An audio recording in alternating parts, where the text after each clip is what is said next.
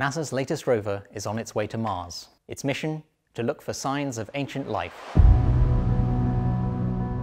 Engine ignition, 2, 1, 0, relay and liftoff. As the countdown to Mars continues, the perseverance of humanity launching the next generation of robotic explorers to the Red Planet.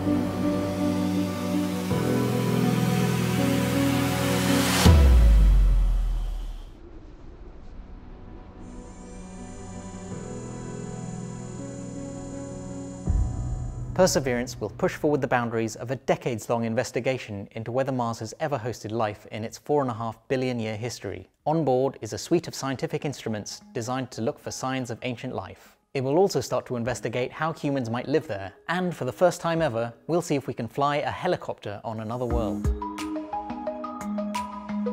Its predecessors investigated whether Mars ever had habitable conditions, particularly looking for evidence of liquid water.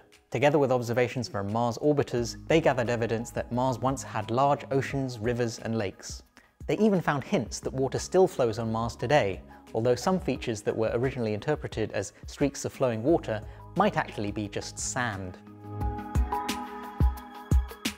We now know that Mars has the ingredients for life, and it may have been much warmer in the past. Perseverance will be the first rover to explicitly look for signs of life itself.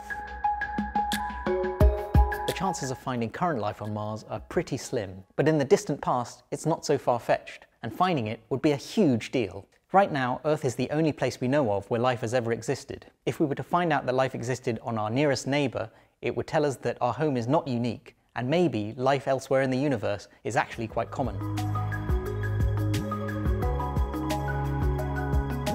Perseverance will reach Mars in February 2021. The launch was timed so that the positions of Earth and Mars would make the journey as quick as possible, giving a flight time of about 7 months. The landing site is Jezero Crater, which is believed to be the best candidate for finding life on Mars.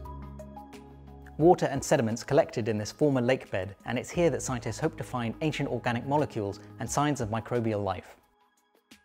To do that, the rover is carrying a set of high-tech gadgets that would put even James Bond's Aston Martin to shame. There's a nuclear generator, a computer, an identical backup computer, 6-wheel drive, a triple-jointed robotic arm, a drill, a weather station, and microphones, so we'll get to hear Mars for the first time. One key bit of kit to look for signs of life is called SHERLOC. That's a contrived acronym with lots of jargony words, but what it does is shine a laser at the rocks and measures the spectrum they reflect to determine their chemical composition. It even has a sidekick, a camera called Watson. But Perseverance isn't just taking pictures. The rover will collect bits of Martian rock in tubes to be collected by a future mission. Hopefully, we could have those tubes back on Earth to study in 2031, which would get scientists really excited. To keep up to date with everything that's going on in space exploration, subscribe to New Scientist. We've got a 20% discount for our YouTube viewers. Just enter the code SAM20 and click the link below. And if you want to have a closer look at the amazing astrophotography pictures you can see behind me, do a search for the Astronomy Photographer of the Year here at the National Maritime Museum in London.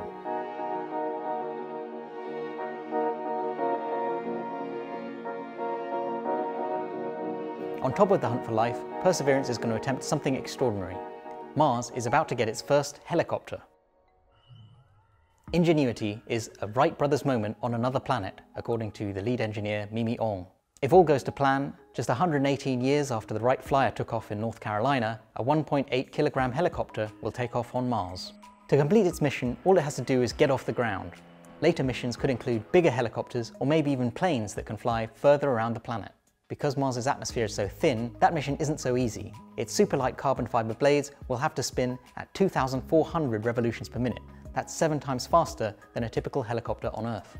2,400, 2,600. Another exciting experiment on board Perseverance will see if it's possible to produce small amounts of oxygen on Mars. That's going to be absolutely crucial when we eventually send humans there, because they'll not only need oxygen to breathe, but they'll need it to burn fuel and get a rocket back to Earth. Mars has only trace amounts of free oxygen in its atmosphere, but it has quite a bit of oxygen bonded to carbon atoms in the form of carbon dioxide. This experiment, called MOXIE, will test the technology for making oxygen from carbon dioxide on Mars. MOXIE takes in small amounts of carbon dioxide from the Martian air, pressurizes it, and heats it to 800 degrees. A combination of heat and electricity rip oxygen atoms away from the carbon dioxide, leaving you with carbon monoxide and oxygen. MOXIE is expected to produce 10 grams of oxygen an hour. That's barely enough to breathe for 15 minutes. But MOXIE is just a test. MOXIE is about the size of a car battery. For a human mission to Mars, we would need something about 100 times bigger. And if we were going to send a rocket home, we would need 30 to 45 metric tons of oxygen, more if we're ever going to settle there.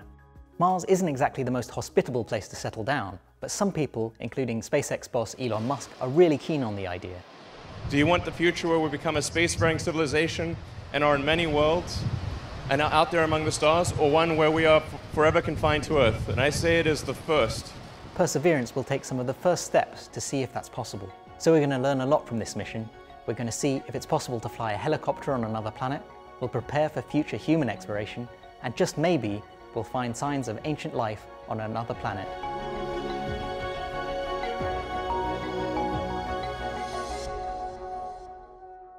How would you like to take a trip to Mars? Let us know in the comments, and don't forget to like and subscribe for more Science with Sam.